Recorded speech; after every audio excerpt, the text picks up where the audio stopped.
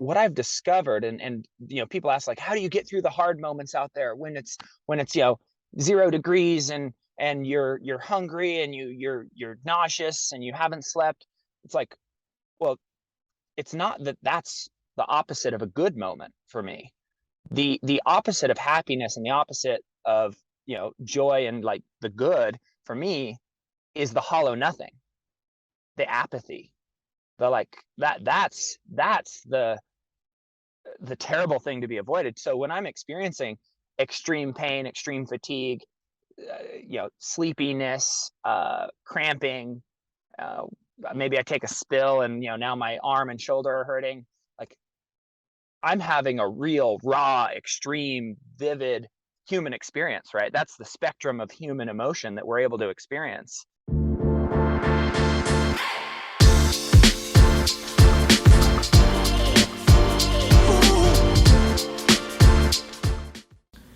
Did you know that we each lose a different amount of electrolytes in our sweat, largely based on our genetics?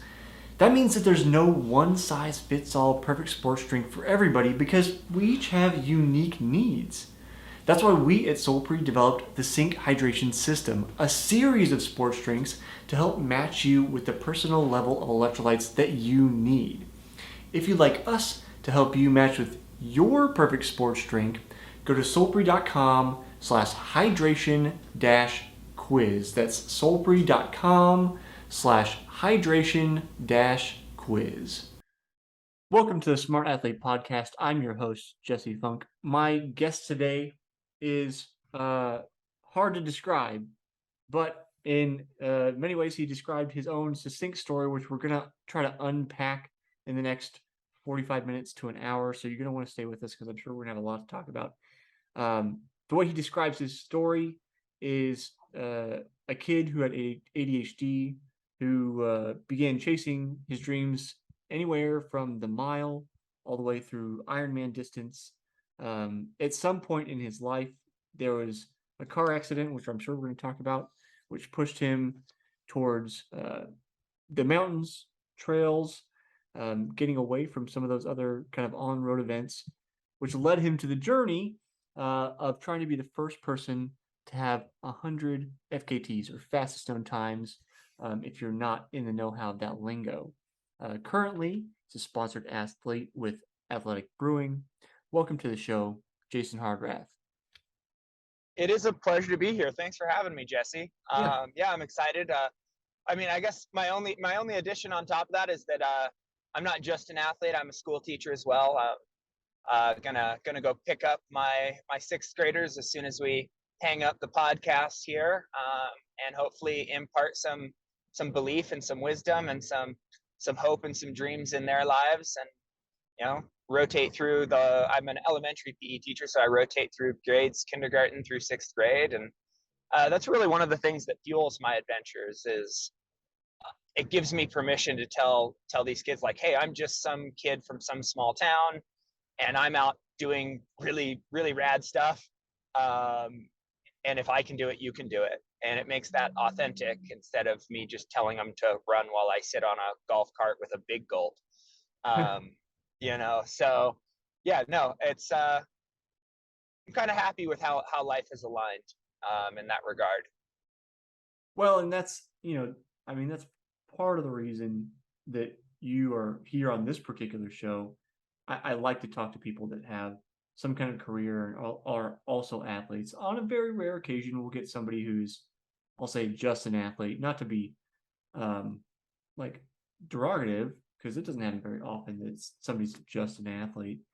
But usually it's people that have, some kind of thing going on, and then also spend their life, pursuing an athletic endeavor in some way. Obviously, for you, that was, the 100 FKT journey, and then the things that you're doing now, which we'll get into. We were talking about pre-roll, but thinking about trying to inspire kids, one of the things I think is interesting, and like watching the movie and learning about you reminds myself, even, like, I think many of us get in this place of like just do the thing, the 9 to 5 job, just, get up in the morning, go to work, come home, have your meal, go to sleep, rinse and repeat. But I think you probably as a person, but definitely your journey really poses the question that needs to be asked, and it's why?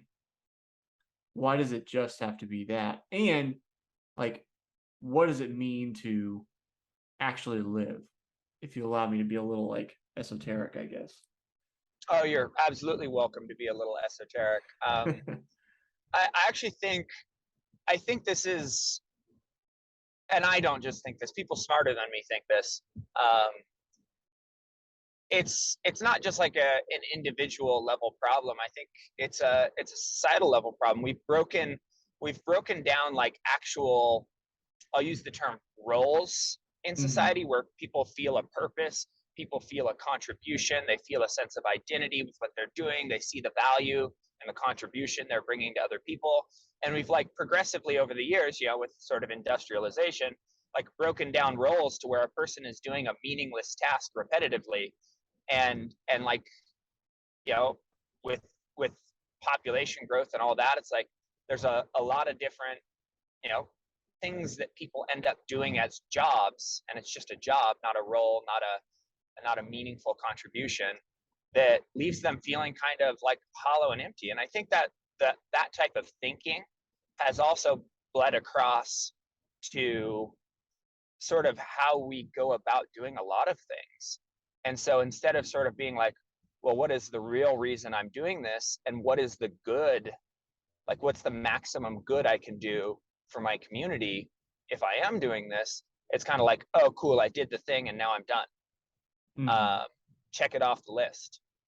And then it's like, it's like even athletes, people go out that do these big athletic endeavors, oftentimes like they don't they don't know how to reintegrate with their normal life. They don't know, like, well, this was big and really meaningful to me, but what do I take away from it? What am I supposed to do now? How does this continue to be? Is it just a hollow, empty thing I did for myself, or does it have some value to the people around me? And how do I translate that value across? Um, and to me, it's like people might think when I say I'm a teacher, I just mean that it's the job at a school. And it's like, no, no, no. I know that I'm wired to be a sage, a mentor, a person that accumulates knowledge and passes it on to anyone I meet in any way I can. Like the whole reason I take on these adventures is that I come away from these grand epics with more knowledge and a roadmap of how, especially an ADHD person that can't ever just really sit still and shut up, and be successful in that regard, a roadmap for them to like live a successful and happy adult life and not have to self-medicate themselves into stasis. And I think that's like, the bigger role of like being something to the people around you, as opposed to just, well, this is what I get paid for.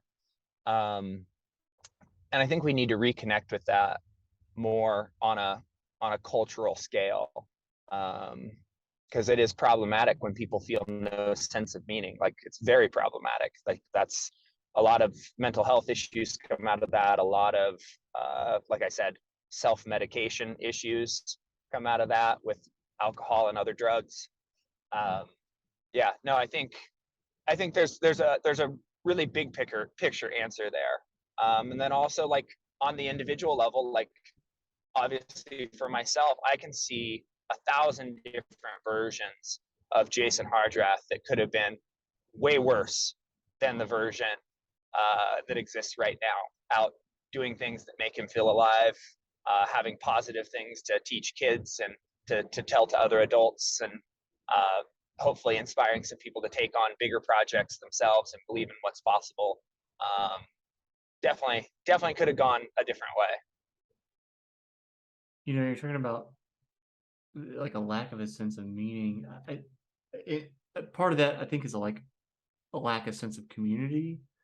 Um, some of that I think I'll speak to the U.S. or North American problem, because globally communities differ. Some communities have, more tight-knit areas and things. So as I see it, I guess. Absolutely. Yeah. I'm speaking from the framework of being an American in the United Right. States my whole life as well. Right. So I think part of our issue is infrastructure. Like, we're siloed away into suburbs that aren't really designed for communal gathering. It's like you go to your house and you stay in your house, and like you don't, I'm fortunate to live in one of the few suburbs in Kansas City that actually has like a little shop area. And now I say fortunate because this is a fairly affluent area. Most people can't afford to live here in the city. It butts up. I don't live in the very, very expensive part of it, but it butts up to some of the most expensive houses in town. And so you think about like the distribution of the population. Just this town, there's about 2 million, some give or take, residents in the greater Kansas City area, and you're only talking about in the tens of thousands in this area. So you have all these people spread out, where like where's the watering hole? Where do we come together? Historically, I think that's churches, but that's been a changing demographic. As Jason and I are the same age, and so as we're getting older, some people are still attending. I have a friend here in town that still attends, but many people are not. And I know that's like that lack of meaning pops up even for people that have community. It's like the people on this show. I was talking last week with Addie Nelson. She lives in Boulder, huge sense of community for the kind of outdoor athletic lifestyle there. But even she was talking about this problem I think plagues professional athletes in particular, collegiate athletes as well, and that's what now. And so we were talking about planning the off ramp basically before that hard stop comes and your like athletic career is over, so to speak. Obviously, you can always continue competing, but for pros, like there's a point where you're not able to be a pro anymore.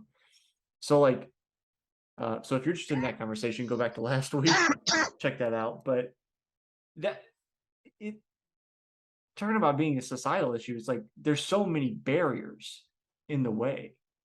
I mean, like, how do you overcome the infrastructure of the place in which you live to make life more natural for people to have a sense of community? Yeah, I mean, I certainly don't have the answer. I mean, you start building places in different ways that Come invite on, people to Jason. We're not spend going more to time fix. We're together. not going to fix all of the problems this morning. Yeah, Let's get it done. what we're here to uh, do, man. but I mean, I do think people talk a lot about the goods and bads of social media and the internet. I do think in a way that's connecting communities in some ways that never happened before. I mean, that's obvious it is. Yeah. And I think that has its pros and cons. Um, but I think also, you talk about like the athlete building the off ramp. I think that's true even with individual grand adventures and accomplishments, like breakthrough accomplishments that feel subjectively like really, really meaningful to the athlete. Um, I think processing, to me, it kind of comes around to sort of I wouldn't like blow up like it's like, oh, an athlete is a a hero that should be celebrated, but it does fit the hero's journey as far as how to navigate it to be meaningful. And the hero's journey in at least from my observation in again from a United States perspective, we're very enamored with, oh, the badass slays the dragon. Right. It's like that's not the hero's journey. The thing that makes it the hero's journey is oftentimes the hero is reluctant to begin with, but sees the suffering of the village people, and the thing that's causing the suffering is the dragon, and the dragon is also hoarding the gold, which is making the village poor. And so the hero reluctantly goes out, slays the dragon, becomes a better version of themselves in the process, and then brings the gold back to share with the village. right? That's, for eons we've talked and known that that's sort of the script, the format that the hero's journey follows. Right. There's It's always the going very out. like Joseph Campbell hero's journey kind of thing. Bingo. There's always a going out, a facing something that was previously thought maybe impossible or near impossible, and then a coming back. And it's, when you're dealing with second order problems, as teachers, we see this a lot where it's like, I mean, it's like, oh, a kid can't know how to manage their anger if they're in a family where the parents don't know how to manage their anger, right? Yeah. The only thing they ever see modeled is how to not manage your anger in a healthy way, Right. how to not cope in a healthy way. And so it's like you can't hold that against them. So, I think we kind of have some second order problems where we don't intuitively have a common sense of this in our society anymore. And so I think it does give us a roadmap of like, okay, well, and some people might be like, well, what is the real value of an athlete, and is what we do anything beyond like being self-serving Right. and self-glorifying? And I think the only way you can answer that it isn't just self-glorifying is if the person who's doing, whoever it is that's pursuing the next big athletic endeavor, or could be other things as well, is circling back and giving back in some way, bringing what they learned, bringing whatever it is they gained. Maybe they did actually make money for what they did. In some pro sports you can make a lot of money. Are they circling that back and contributing to people? Whether they, you see this automatically happen for a lot of like athletes who, maybe they came from a impoverished community and they make it big in the, Major League Soccer, internationally, and then they come back and use the money they made to actually found a whole camp for soccer in their poor little community. Right. And there's all sorts of thousands of variations of this, where these people circle back and give back. And I think we see that on a sort of a macro scale, where it's like a person sort of lives their life as an athlete, and then when they go to retire they'll circle back. But I think for having meaning in the moment, it's also important to have sort of micro cycles of that, where it's like, and I get to kind of experience this with the fact that I have school summers and other breaks, and then I come back to my students. And so it's like I feel my teaching is refueled and re-energized when I come back from the grand adventures. And as I exit the school year, I'm fueled to go push into that next big adventure, because it's like, oh, I just had all these awesome experiences with students and mentoring and helping kids have breakthroughs. And I'm energized to go refuel and get out and learn the next thing and have the next experience that serves as a lesson. And I think it helps navigate the sort of that, we've been recently sort of reintroduced to the struggle of liminal space, like the space in between things, and how dangerous that is for humans. When it's like, with COVID, societal, it's like, oh, it's not how it used to be, because we can't just go out and behave how we used to behave, but it's also not sure how we should behave yet. Like stuff keeps changing. Mm-hmm. And that was really hard on people. Yeah. It's like, oh, we're sending students back to school. No, keep them at home. Oh, we'll do a hybrid thing. No, keep them at home. Wear masks. Don't wear masks. It was like constantly changing, and that was really hard psychologically on people. Well, the same is true when we don't feel like we know what's next. And so some athletes will just try to like immediately go to the very next, in my world, like, yeah, it's these big adventures. We'll just try to launch right into the next big adventure, even though their body or mind aren't ready for it yet, because they're still exhausted from the previous thing. Mm-hmm. It's like that's not the answer. You can't just constantly be out on adventure. There are physical limits to that. It's not a movie, it's your real body.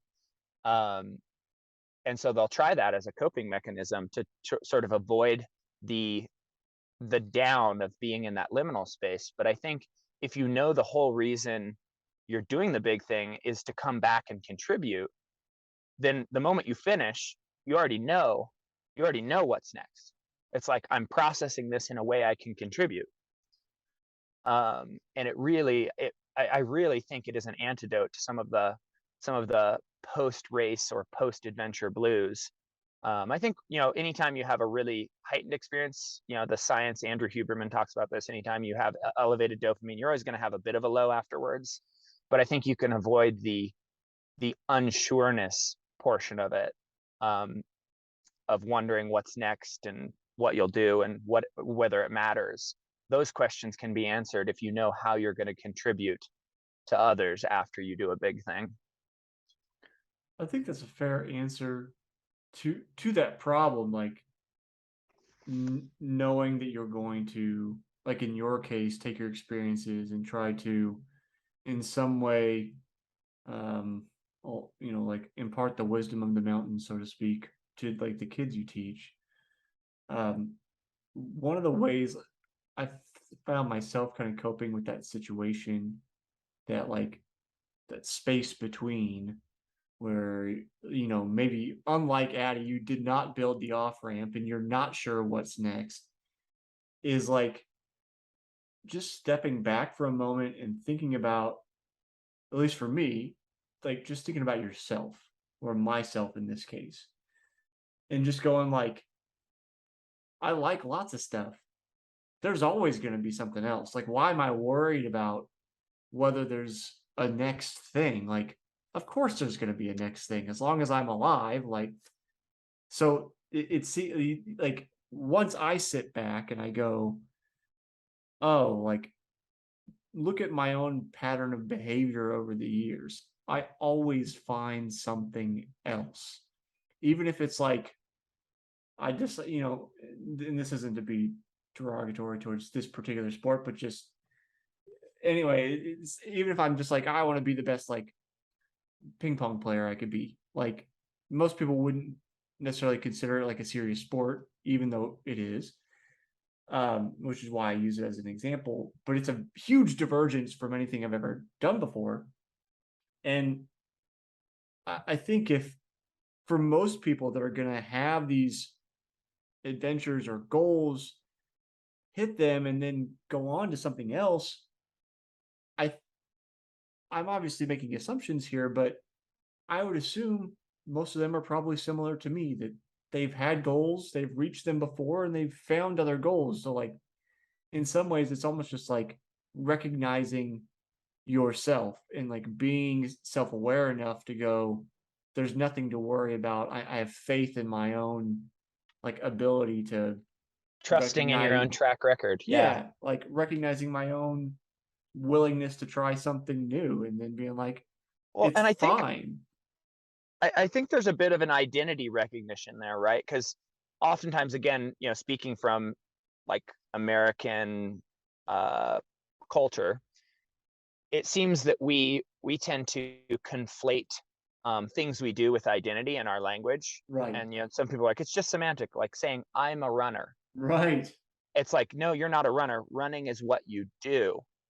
And I think parsing out, and I learned this in my car accident, because I really had to be clear, because I think that's one of the things that triggers us to spiral. Like you get an injury when you describe yourself as a runner, and it's like you can't run anymore. So what am I? Right. And you're like, what am I going to do with my?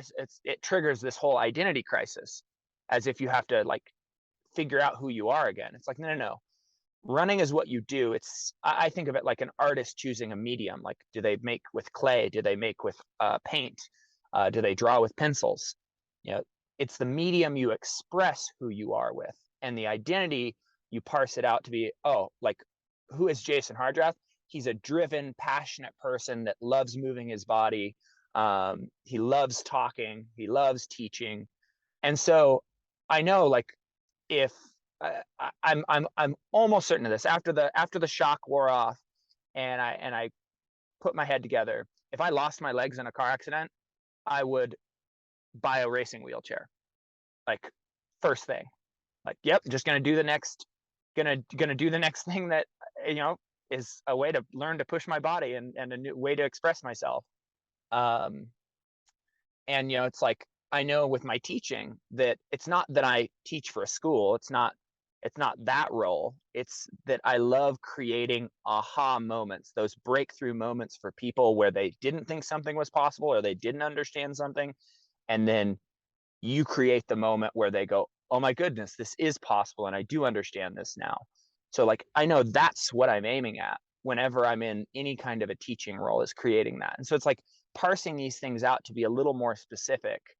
So that way there's not a loss of, sense of identity when, if I got fired from if I walk in today and they're like, you're fired, we're cutting budgets for PE teachers, it'd be like, cool, I'm just going to go out and find other ways to create aha breakthrough moments. That's what I'm meant to do in this life. Mm-hmm. And I'll just find another expression of it, whether that's at another school or, start my own podcast or whatever, I'll just find a way to express that. And I will find a huge amount of gratification in life from doing it in any context.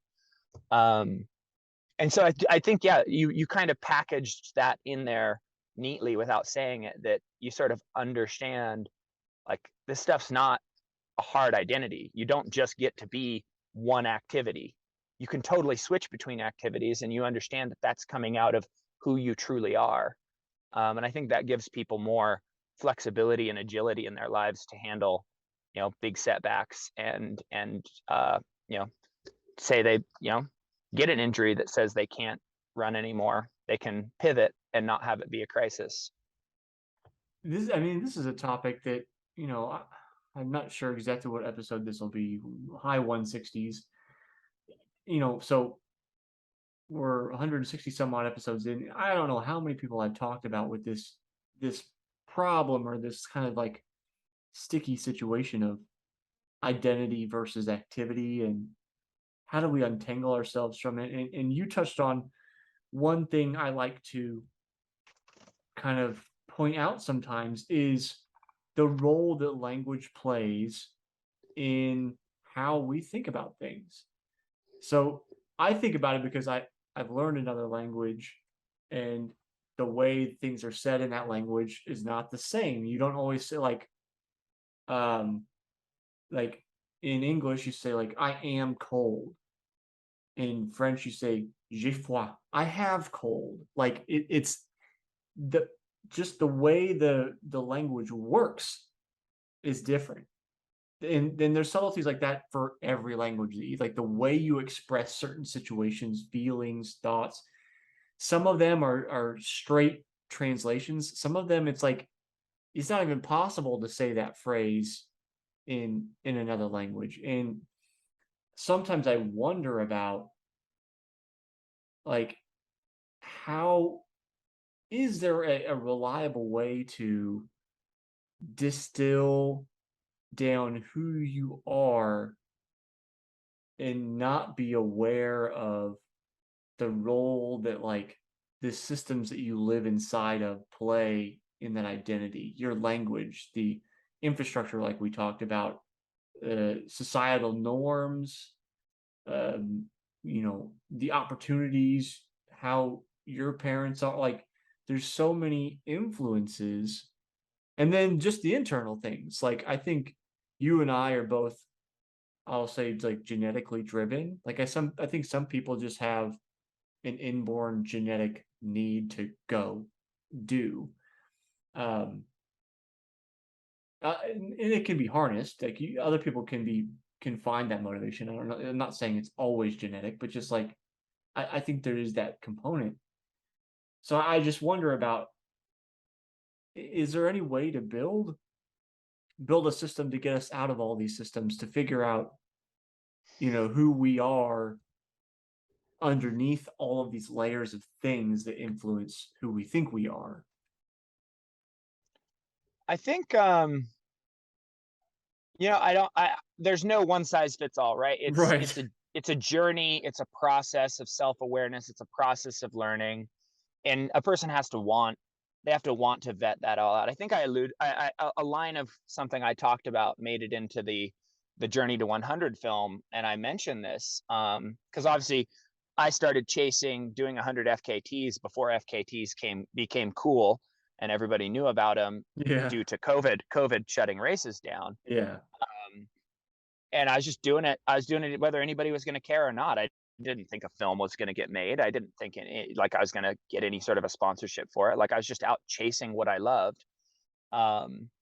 And I think back on that. I'm going to lose my train of thought here. What was it you just said? Talking about trying to distill down your identity outside of the systems that we live in. Oh, I think, we pursue, one of the things that we don't really have in our culture, right, is a rite of passage anymore. It's like Yes. you turn 16 and you get a driver's license, and you turn 18 and you can vote, and 21, well, now you can buy cigarettes and drink alcohol. Welcome to adulthood. 25, you can rent a car. Don't forget, that's a big one. Oh, that's so true. The problem is, like, when people want to complain about common sense, the real etymology of that phrase, common sense, is that we're able to pull from a similar set of memories, right? Yes. Shared experience. It's not like some kind of magical thing that you're born with or born without. Yeah. A common sense is shared among a group of people who have had the same experiences, and so they can, when one of them talks about a certain concept, they all reach back and can retrieve a very similar memory to go, ooh, I understand how that feels. I understand what that means. I understand how we should act going forward. That's the structure of common sense. And we don't have any sort of like rites of passages where people really test themselves and people really, I mean, you want to call maybe high school a rite of passage. I think some of these things where we go out and we spend time in nature and we learn to operate and function like, and we push ourselves to our limits in like, running races or adventure races or whatever it may be. I really think, from my own observation and the observation of others, that those sorts of experiences really reconnect a person with themselves and their own potential, and how to handle negative and difficult emotions and self-doubt, frustration, so many important human experiences that a person needs to know how to navigate can get packaged. And this is one of the reasons I love being a PE teacher, right? Is we get to face our fears. We get to face angers and frustrations when stuff doesn't go our way in a game, or we get knocked down and we skin our knee or whatever. Like, we get to face all these different human emotions that we would only face in normal life if something was going terribly, terribly wrong. Like the only time we're going to be that frustrated in real life is if we've like lost our job, or our a loved one dies. We're going to be really, really sad, like tragedy strikes. But we can have these experiences out in the physical, where we face strong fears and we face extreme doubts of our own ability, and we get to like sit with those things and learn how to navigate them. I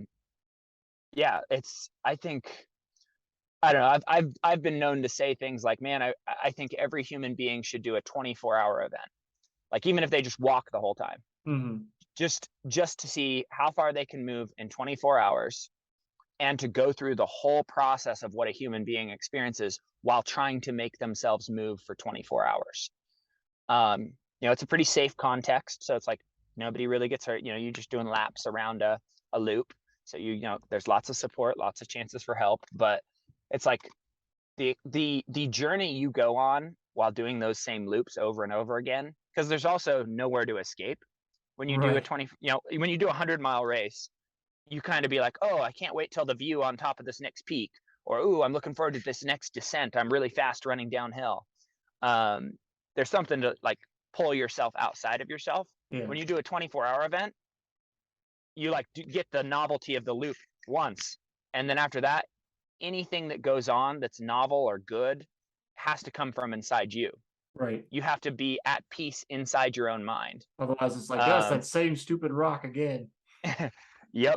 You've got to be able to be like, no, hey, sweet, it's that rock again. Yeah. And I'm excited because that means I've only got, this much longer till that other rock. And right. Find a way to be positive. Yeah, it shines a light on your internal monologue. Oh, it really does. So yeah, on a lot of levels, it's like as a rite of passage, something like that makes a lot of sense because it reveals to a person who they are, on multiple levels. But anyways, now I'm off on a giant tangent myself. But yeah, I think that's those sorts of things really tie into some of the societal level problems that we have with, you know, people not being able to navigate fears or be involved in difficult conversations, or um being all worked up and fearful over things that it's like, well, yeah, I mean, that's scary to a very small portion of the population who are directly involved, but we don't have to all be running around in fear of it. um so yeah, I think there's a lot of value to be derived from taking on physical challenges. Well, it's like, so every we'll get to this season's question here in a minute, but every season of the show, I have a singular question I ask all guests for that season. And a couple seasons ago, my question for that year was, what's the purpose of sport? Because I think it means a lot of things to a lot of different people, but I think one of the common thread answers that a lot of people kind of alluded to was, like you touched on, about one of the reasons why you enjoy being a PE teacher is that it's almost like a microcosm of life. That, like, you can learn a lot of things about winning and losing and struggling and triumph and motivation and that internal monologue and like all of these things that maybe would take years and lots of time, reflection, good memory, journaling, whatever, to realize, like, you can condense down into these more bite-sized moments. Even with your adventures, some of them are, some of your FKTs are like in the 7-8 hour range, which is a considerable amount of time for the average person, but in a time scale of a lifespan is pretty small. And I'm sure in those like time periods, and obviously you have longer ones than that too. Um, for those listening, many of the FKTs that Jason took on are pretty big. Um, but just even for the shorter ones, I'm sure you went through a whole spate of emotions and dealt with that internal monologue, positive, negative, whatever it was. Um, you Oh, know, absolutely. observing it, and it's like doing 100 of them. Like, hopefully, you come out, as you said, with kind of wisdom, maybe a little more clarity, maybe just not that you come down from the mountain and now you're this enlightened being, but just like I think you probably picked up at least tidbits, if nothing else, along the way that in maybe in some ways greater or lesser, subtle or less subtle, probably changed who you are in some way or another. Absolutely. I mean, fundamentally, that's what for an adventure to be an adventure, that's what it has to do. I mean, you have to be facing fear and risk, otherwise there is no courage, right? Right. Structurally, you can't be courageous unless there's something you're afraid of. And to step out and face conditions that can be life threatening and terrain that can be life threatening, and like to do this stuff, it's like there's fear involved. Some people make the mistake of thinking like, oh, you must not be afraid of heights. If you watch the film, it's the kind of film where some of the stuff I do makes your palms sweat. um and they're like, oh, he must not have a fear of heights. No, I absolutely have a fear of heights. I've just taught myself to bring focus up to match that fear, to still enter a flow state. And it's like I've learned that fear isn't something to just run away from. Fear is not pain in itself. Fear is not damaging in itself. It's not an emotion to hide from. Fear simply exists to let us know we're in a situation where our decisions have consequence. Right. That's all it's doing. It's like, oh, you're walking down an alley and somebody looks sketchy. It's like your next decision, the reason you feel fear, your next decision may have high consequences. It's like that's all the alarm system is telling you. It's like this might really matter. And so I've learned to go, okay, I'm feeling this sense of fear. These next decisions matter, which means I need to be paying attention to the right things. I need to be moving in the right ways. I need to be sure that I'm in terrain that my skill set and strengths ought to be in. And there's a whole set of practice and rehearsal and understandings that have led to that over years of practice. But it's that fear matches or focus matches the fear, and it creates this heightened beyond ordinary experience. And like as you're going through this, and I think another big takeaway, actually, to backpedal a bit, over the 100 FKTs, and even as I did Ironman triathlons prior and marathons prior and ran in college prior, a repetitive thing I discovered is a lot of people, and I had depression. I struggled with some like bouts of depression kind of up and down in college, as some people do during that phase of life. And it was pretty bad. And the way I would describe the depression, it wasn't that I was sad. It was that everything was hollow, everything was colorless, everything was tasteless. It was just bled of all of the meaning. My favorite foods just were unmotivating. My favorite activities just seemed uninteresting. Like even the idea of getting out of bed to feed myself was just like, I guess it doesn't really matter. I know I'm supposed to do it, but man, that sounds hard. And so what I've discovered, and people ask, like, how do you get through the hard moments out there when it's 0 degrees and you're hungry and you're nauseous and you haven't slept? It's like, well, it's not that that's the opposite of a good moment for me.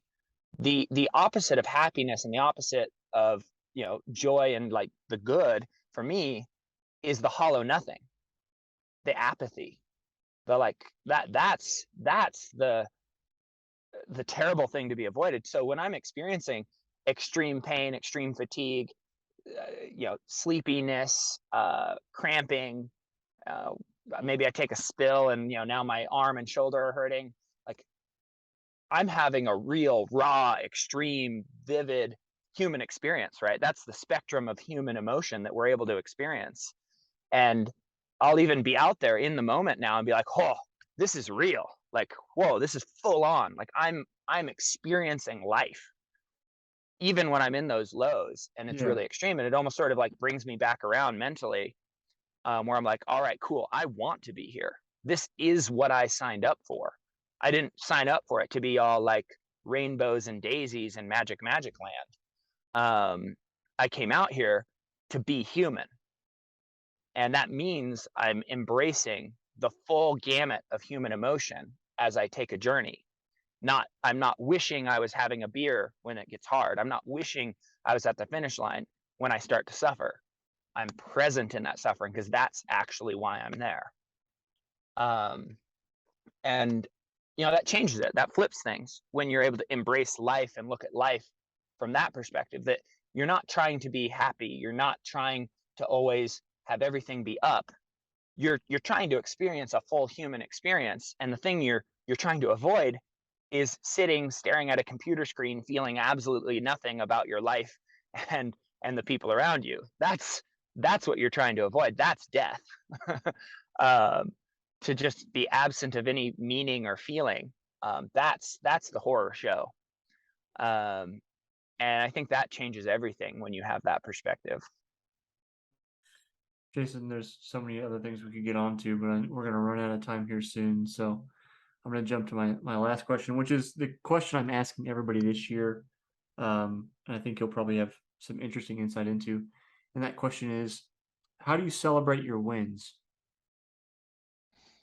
Nice question. I've said this for a while now. This immediately comes to mind when you ask that question. The way you're properly aligned in life is when you celebrate doing the thing by doing more of the thing. And so I did this whole Bulgers climb, and I climbed all these mountains, 100 mountains in 50 days, pushing every single day. That's an average of 2 mountains a day. Took a few rest days to let my body catch up, and then the thing I did to celebrate is I climbed one of the mountains I climbed again with a friend who was finishing up the Bulger's List himself. And it was awesome, right? It's like I genuinely love being in the places and doing the things that I do to be able to be in those places. So it's not like I need to reward myself with something else. It's like just being out there doing it and being present with it is the reward. The activity is the celebration. Exactly. Jason, if people want to see what you're up to, catch up with you, any of that kind of stuff, where can they find you? I'm on Instagram, just at Jason Hardrath, no periods, no underscores. I respond on there. I'm on Facebook. Have a website, jasonhardrath.com. You can email me through. Journey to 100 Film is on YouTube. I'll make sure that you have links to all this for the show notes if people just want to scroll down and click. Yeah, that's probably the best way to follow and stay in touch.